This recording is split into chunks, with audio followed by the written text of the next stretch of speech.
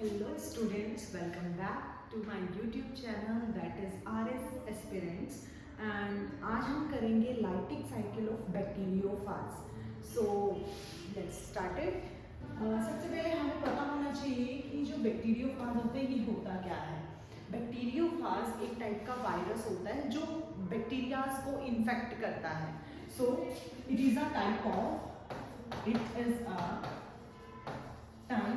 virus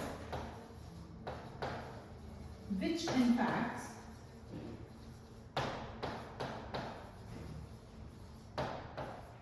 bacteria. ये bacterias को infect करने वाला वायरस होता है. तो ये अपनी साइकिल को ना दो फेजेस में कंप्लीट करता है. First one is the lytic cycle and second one is the lysogenic cycle. तो हम इसके दो पार्ट बनाएंगे. फर्स्ट पार्ट में मैं आपको कवर कराऊंगी lytic cycle. So let get started कि लाइटिक साइकिल होती क्या है. सो इस लाइटिक साइकिल को एक और नाम दिया गया है that is master and slave cycle या मास्टर एंड स्लेव रिएक्शन. इसमें मास्टर कौन होता है? मास्टर होता है हमारा बैक्टीरियोफाज एंड स्लेव कौन होता है? इसमें स्लेव को माना जाता है इसमें bacteria. Okay, so master is virus means that is bacteriophage और slave is bacteria.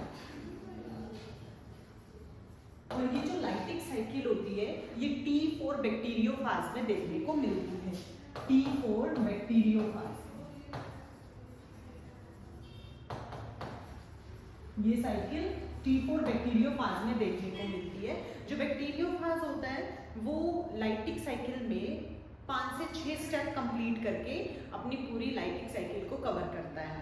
So first step क्या है? Attachment. Second one is penetration. Third injection. Fourth is biosynthesis या replication. Fifth one is self assembly and sixth one is lysis of the host cell. Okay, lysis of the host cell. So let get started one by one कि क्या क्या होता है इसमें. सबसे पहले हम करेंगे अटैचमेंट. अटैचमेंट जैसे नाम से ही क्लियर हो रहा है, हमारा जो बैक्टीरियोफाज होगा वो बैक्टीरिया की सरफेस पे आके अटैच हो जाएगा. तो इसीलिए इसका नाम दे दिया गया अटैचमेंट. लेट्स सी यहाँ पे क्या हो रहा है. ये हमारा बैक्टीरिया है या बैक्टीरियल सेल है that is also known as the host cell. क्योंकि बैक्टीरिया इस पे आके अटैच हो रहा है तो ये बैक्टीरिया के वायरस इस पे आके अटैच हो रहा है तो ये वायरस के लिए एक होस्ट का काम कर रहा है. ओके, सो ये इसका डीएनए है that is known as the bacterial DNA. Bacteria का डीएनए होगा तो बैक्टीरियल डीएनए हम उसको बोलेंगे. ये हमारा क्या है? बैक्टीरियोफाज. T4 बैक्टीरियोफाज ये आके बैक्टीरिया के या होस्ट सेल पे आके अटैच हो गया. अब होस्ट सेल पे बच्चे क्या होता है, होस्ट सेल पे लगे होते हैं रिसेप्टर्स. रिसेप्टर्स क्या करते हैं? रिसेप्ट करते हैं बैक्टीरिया को, मतलब इनके वायरस को रिसेप्ट करते हैं. इनके बीच में रिएक्शन होती है. यहाँ पे ये रिसेप्टर बाइंडिंग साइट है. ये एक एंजाइम सीक्रेट करेगा जिसको ये रिसेप्टर रिसेप्ट करते हैं. ओके, और फिर ये आगे अपनी प्रोसेस कंप्लीट करता है.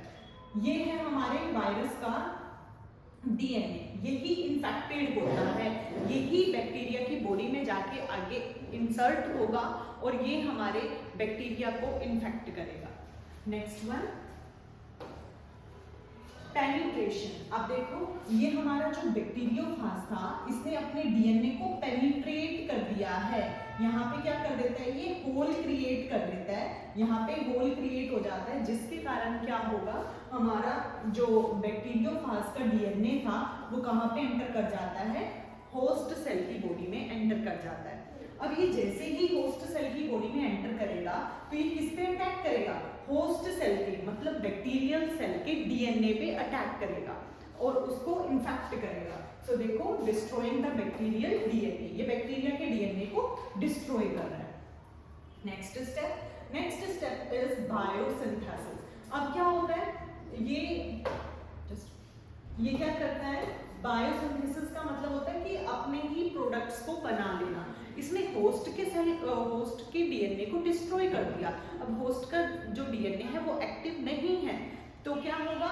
ये अपने ही कंपोनेंट्स के सिंथेसिस करना शुरू कर देता है. मतलब अपना जो बैक्टीरियोफाज होता है ना, इसके 3 मतलब हमने इसकी बॉडी को 3 पार्ट में डिवाइड किया है, हेड और फिर कॉलर होती है और फिर टेल होती है। तो हेड अलग बना लेगा, प्रोटीन शीथ अलग बना लेगा और टेल अलग बना लेगा।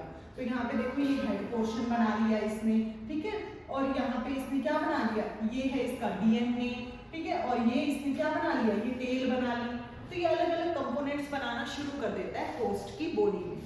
नेक्स्ट फिर क्या होगा, नेक्स्ट 5th स्टेप आता है सेल्फ असेंबली। सेल्फ असेंबली क्या होता है, अब ये कंपोनेंट्स जो पिछले स्लाइड में हमने देखा कि अलग अलग कंपोनेंट्स बन रहे थे, अब यही कंपोनेंट्स क्या होंगे, रीयूनाइट होंगे, जुड़ेंगे और एक अपने मतलब एक नया बैक्टीरियोफाज बन के तैयार होगा जो बिल्कुल एज इट इज अपने पेरेंट के जैसे दिखने वाला होगा। तो देखो इसने अपने कंपोनेंट्स को अटैच करके और क्या कर लिया, सेल्फ असेंबली, मतलब अपने पेरेंट के जैसा जुड़ गया, पेरेंट की तरह दिखना शुरू हो गया, ठीक है। So this step is known as self assembly या packaging of viral components. Viral components क्या, इसका डीएनए, कैप्सिड और टेल, ये सारे रीयूनाइट हो गए और इसने क्या किया, अब ये रिलीज होगा और यहाँ ये क्या करेगा, अदर बैक्टीरियाज को इन्फेक्ट करना शुरू कर देगा।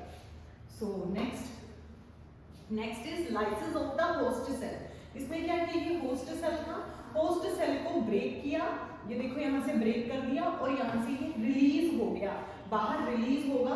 अच्छा, ये ब्रेक किसकी हेल्प से करेगा, एक enzyme that is known as lysin enzyme, ये वो सिक्रीट करता है जिसके कारण ये बैक्टीरिया का जो होस्ट सेल की सेल वॉल होती है वो ब्रेक हो जाती है और ये रिलीज हो जाता है बाहर। सो देखो, और यहाँ से ये रिलीज होगा और अदर बैक्टीरियाज को इन्फेक्ट करना शुरू कर देगा। आई होप आपको क्लियर हुआ होगा, और अगर आपको कोई भी डाउट है then you mention in the comment section. Next video में हम कवर करेंगे lysogenic cycle of the bacteria virus. Okay, so bye.